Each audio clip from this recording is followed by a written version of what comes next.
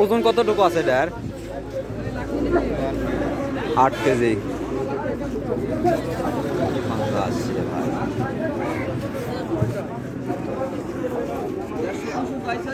কত আয় বাইকে নাই